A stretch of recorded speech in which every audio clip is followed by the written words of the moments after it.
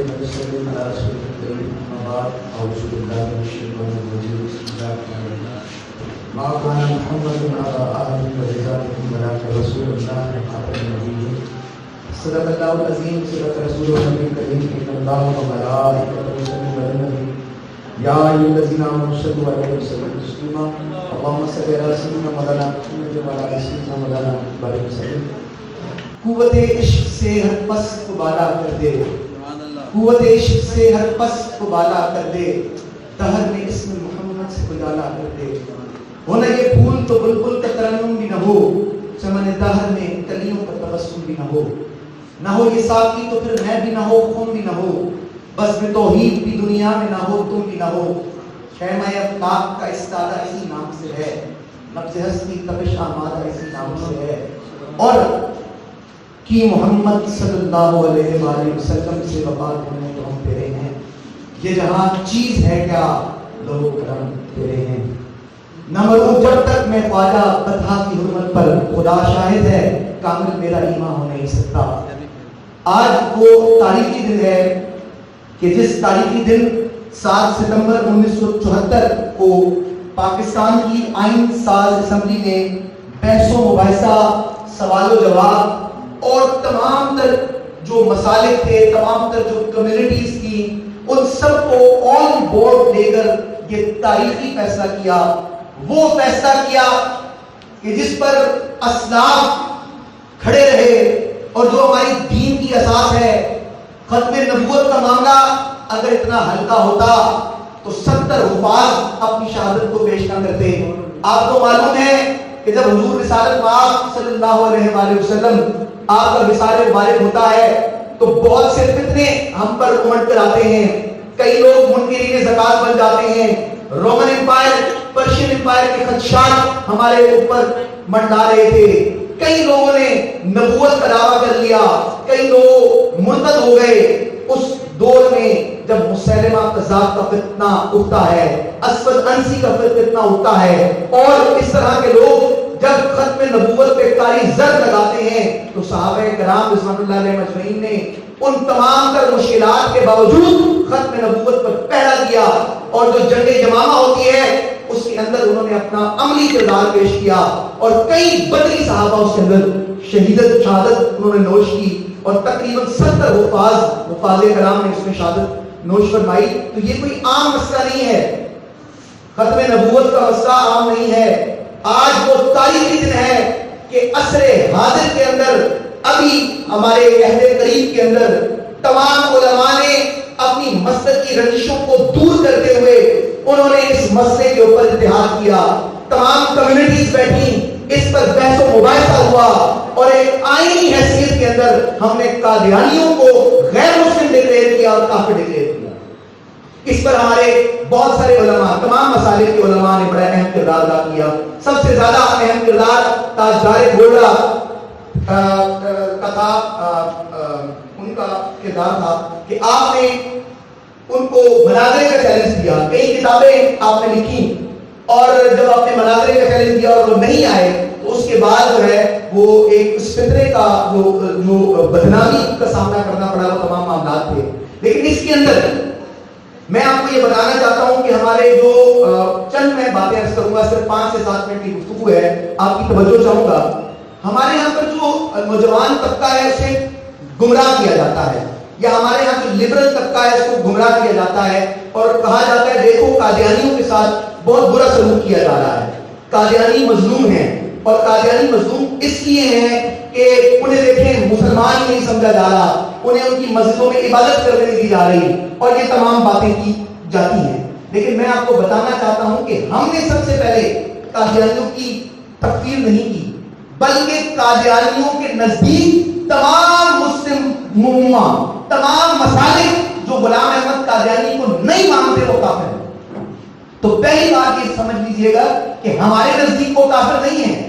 صرف ہمارے نزدیک وہ کافر نہیں ہے بلکہ ہم سے پہلے انہوں نے ہماری تکفیر کی ہے اس کے میں چند حوالہ جات آپ کے سامنے پیش کرنا چاہتا ہوں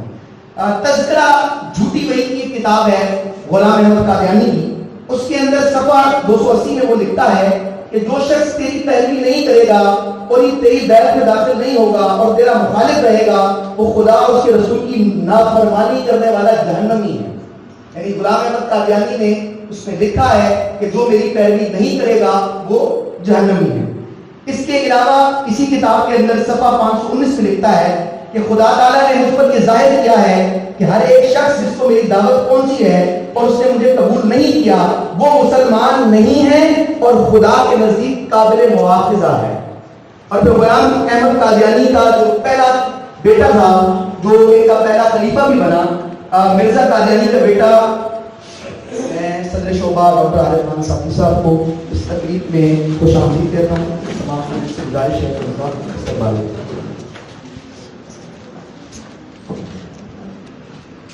تو غلام احمد قادیانی کا جو بیٹا ہے جو پہلا خلیفہ بنا اس نے اپنی کتاب کے اندر ایک فتویٰ دیا ہے. کتاب کے اندر فتویٰ دیتا ہے کہ کوئی مسلمان جو مسیح موعود کی بیعت میں شامل نہیں ہوئے خواہ انہوں نے مسیح موعود کا نام بھی نہ سنا ہو وہ کافر اور دائرہ اسلام سے خارج ہے.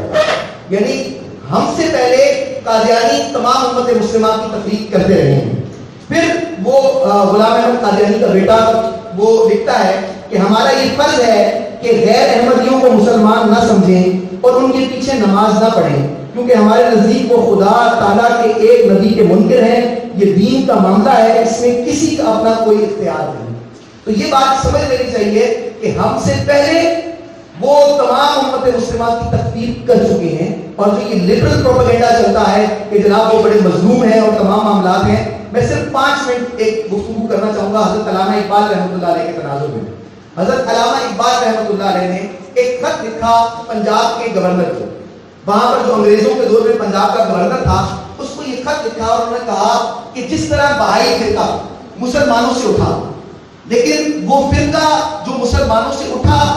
اور جب اس کے خلاف مسلمانوں نے ریئیکشن دینا شروع کیا تو اس نے اپنے آپ کو غیر مسلم مان لیا اور وہ غیر مسلم انہوں نے اپنے آپ کو کنسیڈر کر کے سائڈ پہ ہو گئے. تو انہوں نے یہ خط لکھا کہ اگر قادیانی بھی خود کو جو بھی ان کے شاعر ہیں جو مسلمانوں کے شاعر ہیں ان کو استعمال نہیں کرتے، اپنی عبادت گاہوں کو مسجد کا نام نہیں دیتے، اس طرح کے مینار نہیں بناتے، تو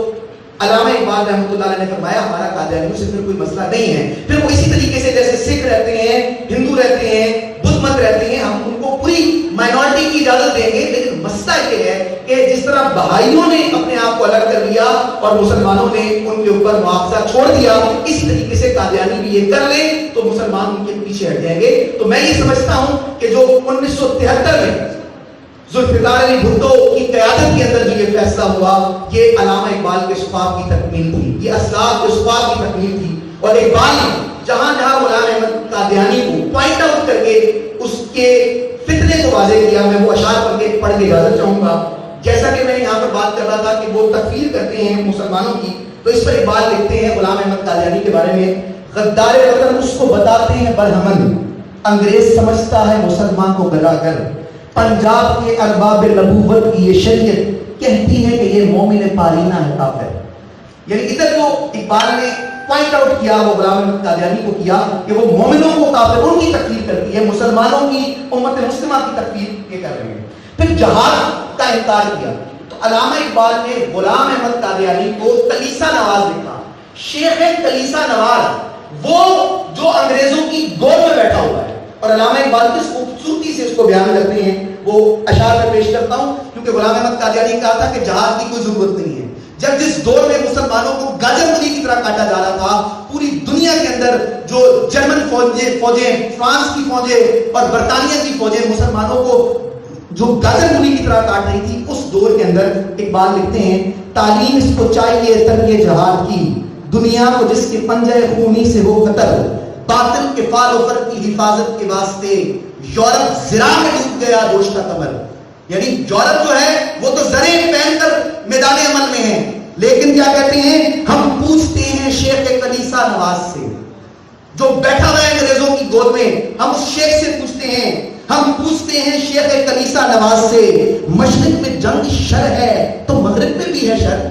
آپ کہتے ہیں کہ یہاں پر شر ہے جنگ تو مغرب میں بھی شر ہے، مغرب کو کیوں نہیں کہتے آپ کچھ؟ تو کہتے ہیں حق سے تمہیں ہے غرض تو کیا زیبا ہے یہ بھی بات، اسلام کا محاسبہ یورپ سے درگزر، وہ ہمیں کاٹے اور ہم جو ہے وہ درگزر سے کام نہیں دے، کون سی طریقہ ہے؟ پھر اقبال ہندی اسلام ان کا یہ عنوان ہے، اس میں لکھتے ہیں کہ یہ جو الہام ہوتے رہے ہیں غلام احمد قادیانی پر، اس کے متعلق لکھتے ہیں کہ ہے زندہ فقط وحدت افکار سے ملت، وحدت وہ فنا جس سے وہ الہام بھی الہار ہے۔ ادھر جو غلام احمد قادیانی کی طرف اشارہ کیا، یہ جو الہام بیان کر رہا ہے یہ الہام نہیں ہے، یہ الہاد ہے۔ اور پھر امامت کے تصور کو بگاڑا،